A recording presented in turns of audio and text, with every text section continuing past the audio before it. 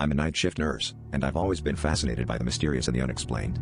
There's this one patient, old Mrs. Goodwin, who's been in a coma for months. Her room has this old-fashioned clock that would chime every midnight, a sound that seemed to echo through the empty hallways. I never thought anything of it, until one night the chimes stopped. There was a strange stillness in the air that night. The usual bustle of the hospital seemed to have vanished. As I walked towards Mrs. Goodwin's room, I heard a frail voice humming an eerie lullaby. I froze. Mrs. Goodwin, still comatose, was humming in sync with the clock's missing chimes. I tried to pass it off as a trick of my tired mind. But the next night, the same thing happened. The clock didn't chime, and Mrs. Goodwin started to hum.